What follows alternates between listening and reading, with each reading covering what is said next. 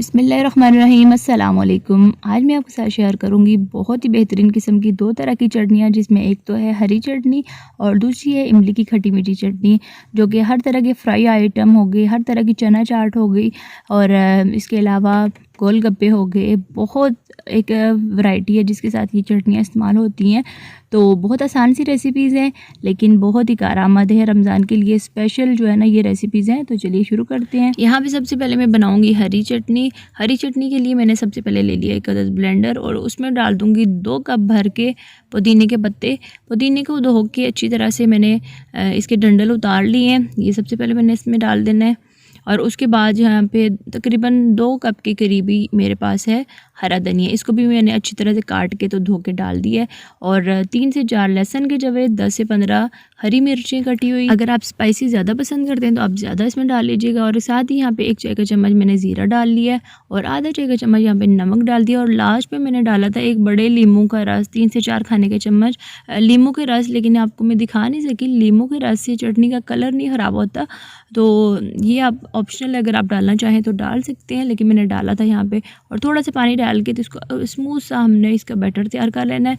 और उसके बाद चाहें तो आप इसको एज इट इज़ किसी भी एयर टाइट जार में डाल के तो फ्रीज़र में रख सकते हैं, या फिर यहाँ पे मैं आइस क्यूब्स में डाल के इनको फ्रीज़ कर लूँगी। और जब ये अच्छी तरह से फ्रीज़ हो जाएंगे तो फिर मैंने एक जार में डाल के इनको रख लेना है। और अगर आपने रायता बनाना हो या किसी भी तरह की चटनी बनानी हो तो सिंपल आपने क्यूब्स को निकाला और मिक्स करके तो आप इस्तेमाल कर सकते हैं। लेकिन इस चीज़ का आपने लाजमी तौर पे ख्याल रखना है, जब भी आप इसको स्टोर करेंगे ना तो किसी भी एयर टाइट जार में डालिएगा, इससे इसका कलर भी नहीं ख़राब होगा और टेस्ट भी ऐसे ही रहेगा। तो अब नेक्स्ट जो है हम चलते हैं इमली की खट्टी मीठी चटनी की तरफ, जिसमें सबसे पहले यहाँ पे एक फ्राई पैन में मैंने डाल दिया इमली का गूदा। ये 50 ग्राम के करीब इमली लेके रात भर के लिए मैंने भिगो दी थी और अच्छी तरह से इसका गूदा निकाल के छान के तो ये मैंने इसमें डाल देना है। जब इसमें उबाल आ जाएगा उसके बाद मैंने इसमें चीनी डाल देनी है। चीनी यहाँ पे तकरीबन मैंने हाफ़ कप के करीब ली है और ग्राम में देखें तो ये 80 से 90 ग्राम के करीब बनती है।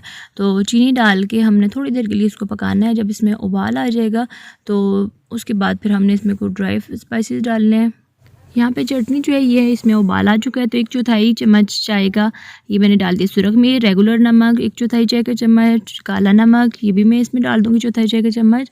आधा चाय का चम्मच यहाँ पे मैंने डाल दिया सफ़ेद ज़ीरा कुटा हुआ और 1/4 चम्मच ही मैंने कुटी हुई लाल मिर्च डाली है। तमाम चीज़ें डालने के बाद हमने गाढ़ा होने तक इसको पकाना है।